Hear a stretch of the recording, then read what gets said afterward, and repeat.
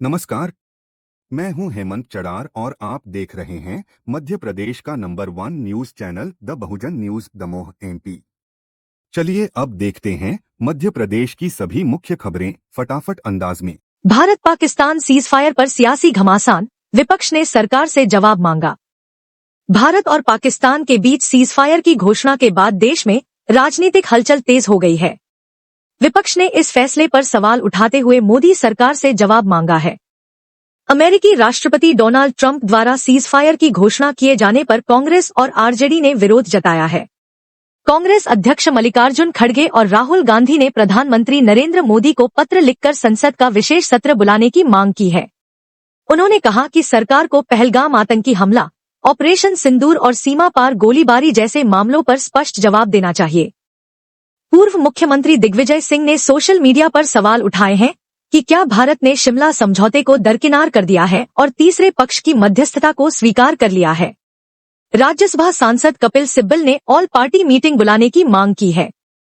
Ceasefire की घोषणा और ट्रंप के बयान पर मोदी सरकार चौतरफा घिरी हुई नजर आ रही है।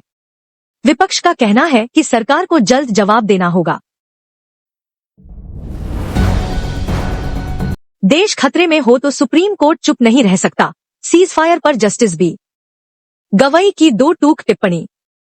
भारत पाकिस्तान के बीच सीजफायर की घोषणा के बाद सुप्रीम कोर्ट के जस्टिस बी गवई ने इस फैसले का स्वागत किया है।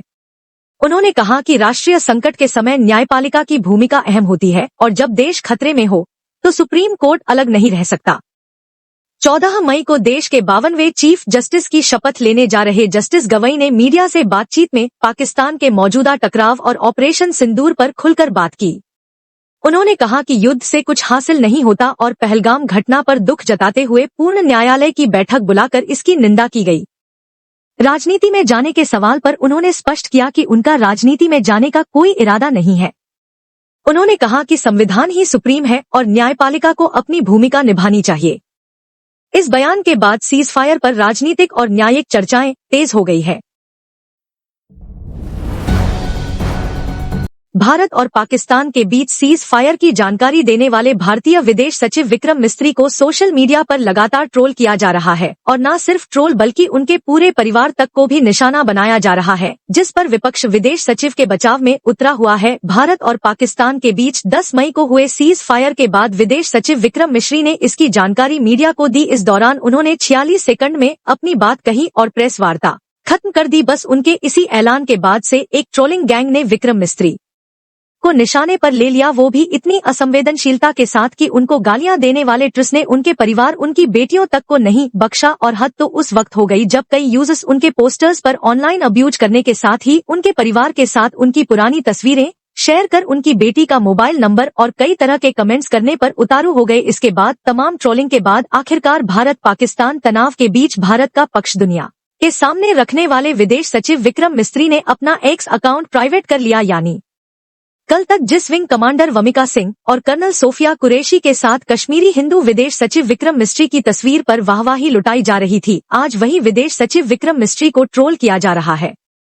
वह भी तब जब भारत पाक तनाव के बीच हमारे देश को विदेश सचिव विक्रम मिस्त्री ने बेहद सहूलियत के साथ आम लोगों तक अपनी हर जानकारी पहुंचाई और सीज फायर के ऐलान जो कि पॉलिटिकल स्टर्स या कहे कि भारत सरकार के द्वारा लिए जाते विदेश सचिव विक्रम मिस्री से वह करवाया गया। और विदेश सचिव होने के नाते विक्रम मिस्री ने बात रखी जिस पर राइट विंग ने अब्यूज करना शुरू कर दिया, जिस पर सवाल उठ रहे हैं कि जिस शख्स को मात्र एक चेहरा बनाया गया, जानकारी साझा करने का, उससे इतनी बदसलूकी क्यों बता दे।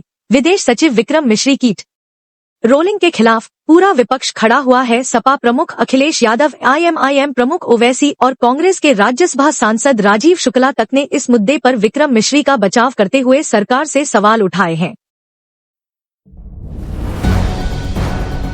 बिहार में चुनावी हलचल तेज, राहुल गांधी 15 मई को करेंगे अहम दौरा। बिहार विधानसभा चुनाव को लेकर सियासी सरगर्मियां तेज हो गई हैं।